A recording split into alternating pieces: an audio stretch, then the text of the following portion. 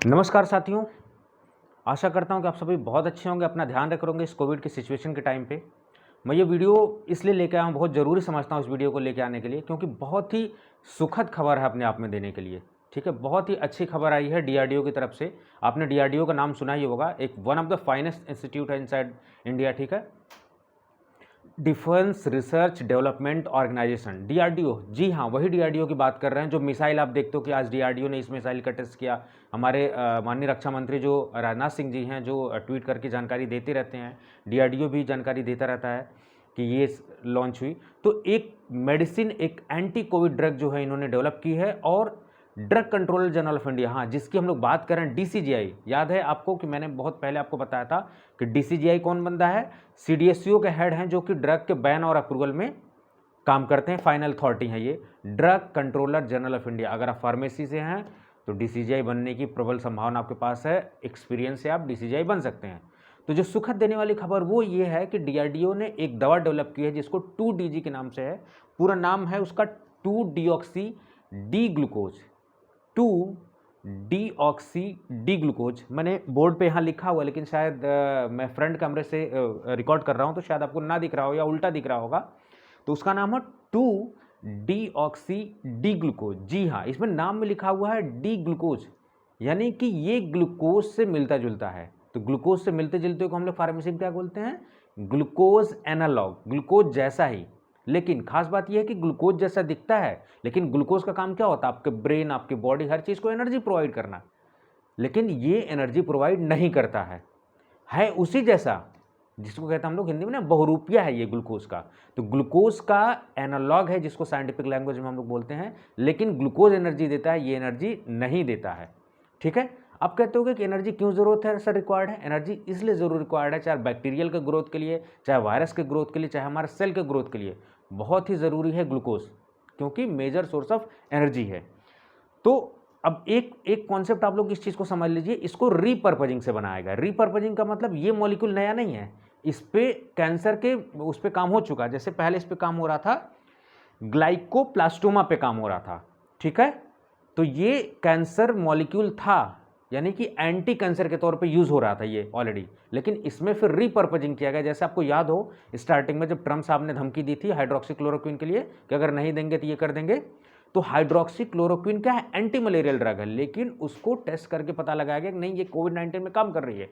तो उसी तरीके से 2DG मॉलिक्यूल क्या था? एंटी कैंसर मॉलिक्यूल था। उसमें अभी पता लगा है कि ये कोविड-19 में जो वायरस का वायरल लोड है, वायरस के मल्टीप्लिकेशन को कम कर रहा है। क्यों?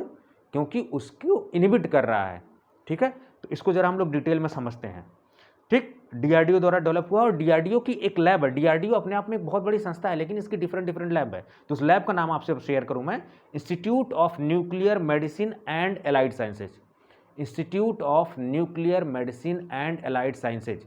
जी हाँ, इसने पेटेंट किया है। ठीक है, और पेटेंट जो मेनली काम किया गया है वो डीआरडीओ की ग्वालियर लैब ने पेटेंट का काम किया है। और ये डॉक्टर रेड्डीज, जो कि हैदराबाद की लेबोरेटरीज है, डॉक्टर रेड्डी लेबोरेटरीज आप लोग जानते होंगे, फार्मा सेक्टर से, उनके साथ टाई अप करके ये काम कर रहे हैं। ठीक है, यहाँ तक सारी चीज़ें। अब समझते हैं कि ये मेडिसिन 2DG काम कैसे करती है। ये 2G काम कैसे करती है? मैंने बोला कि 2DG क्या है? 2-डीऑक्सी डी ग्लूकोज, यानी ग्लूकोज का एनालॉग है, ग्लूकोज जैसा है, ग्लूकोज का बहुरूपिया है, लेकिन ग्लूकोज एनर्जी प्रोवाइड करे, ये एनर्जी नहीं प्रोवाइड करेगा।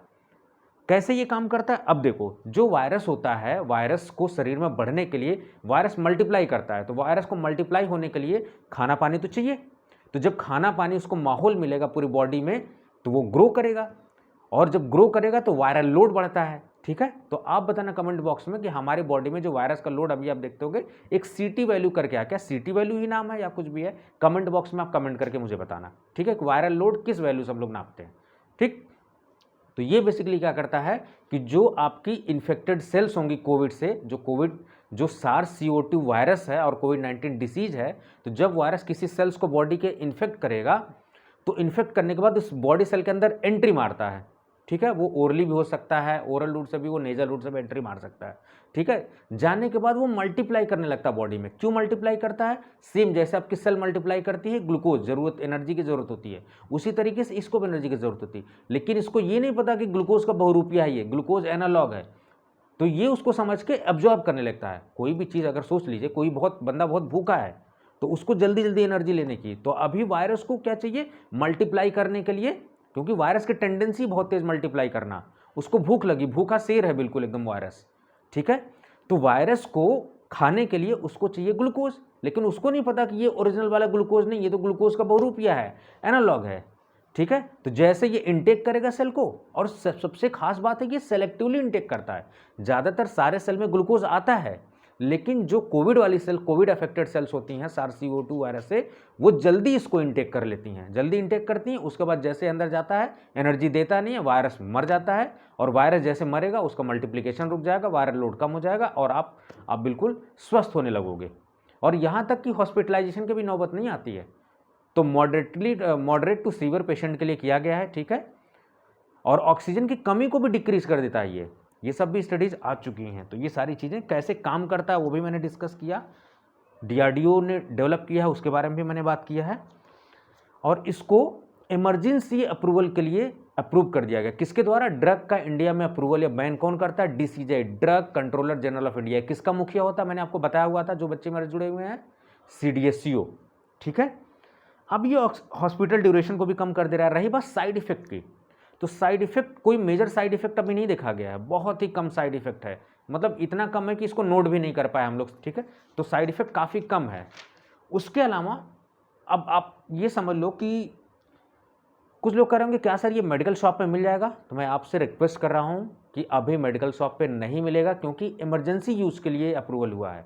तो इमरजेंसी यूज़ के लिए ड्रग तभी अप्रूवल होती है जब उसका फेज़ 1, फेज़ 2, फेज़ 3 तीनों ट्रायल हो चुका है, लेकिन बहुत ब्रॉड लेवल पे नहीं हो चुका, बहुत कई लोगों में नहीं हुआ है। तो फेज़ 3 ट्रायल के बाद DCGI जब डेटा सबमिट करती है, कंपनी या DRDO सबमिट करेगी, तब वो इमरजेंसी अप्रूवल के लिए कर सकते हैं यूज़। तो इमरजेंसी अप्रूवल के लिए आ चुका है ये, यानी कि हॉस्पिटल्स में ही केवल अवेलेबल है, और डॉक्टर की ही रिकमेंडेशन से लेना आपको, ठीक है। अभी ओवर द काउंटर नहीं अवेलेबल है। इसके साथ साथ थोड़ा सा और आपको जानकारी दे दूं मैं, कुछ चीज़ें मैंने एक्स्ट्रा लिखी हुई थी अपने उसमें, कि जो कोविड के टेस्ट है, बहुत सारे आप लोग देख रहे होंगे कि रैपिड एंटीजन टेस्ट और उसके बाद RT-PCR टेस्ट। आप बताना कमेंट बॉक्स में कि कौन कौन से टेस्ट अभी भी अवेलेबल है इनसाइड द इंडिया, ठीक है, कौन कौन से टेस्ट हम लोग कर सकते हैं। CT स्कैन भी हो रहा है, तो इस पर एक वीडियो मैं लाऊंगा, बहुत ही इंटरेस्टिंग। देखिए इस समय चीज़ों को, इस समय लोगों को क्या है कि आप मोरली सपोर्ट करो, उनको ज़्यादा से ज़्यादा अवेयर करो। जितनी जानकारी हमारे सोसाइटी में होगी उतना ही कम लोग घबराएंगे। जब कम घबराएंगे तो पैनिकनेस, देखिए पैनिकनेस से बचना, हमें पैनिक नहीं होना। कोविड के टाइम पे बहुत पेशेंस से काम लेना है। मैं समझता हूँ कि जिसके घर में डेथ हो जा रही, जिसके घर में सिचुएशन क्रिटिकल है, वहाँ पे सिचुएशन वाकई में बहुत क्रिटिकल है, लेकिन कहीं ना कहीं हमें उस सिचुएशन से बाहर आनी है, अपने आप को स्ट्रांग रखना है, और एक दूसरे से बीच बीच में बात करते रहना, बिल्कुल भी कनेक्शन कटना नहीं चाहिए, ठीक है। तो इसी वादे के साथ कि आज मैंने काफ़ी इंपॉर्टेंट इन्फॉर्मेशन आपसे शेयर की, बहुत ही सुखद न्यूज़ थी, DRDO ने दी। इसी तरीके से और भी न्यूज़ आती रहेंगी कोविड-19 से रिलेटेड, मैं आपको अपडेट करता रहूँगा। वीडियोज़ को ज़्यादा से ज़्यादा शेयर करिए ताकि लोगों में ज़्यादा से ज़्यादा अवेयरनेस फैले, थोड़ा पैनिकनेस कम हो, ठीक है। तो चलिए इसी बात के साथ आप अपना ध्यान रखिए। नमस्कार।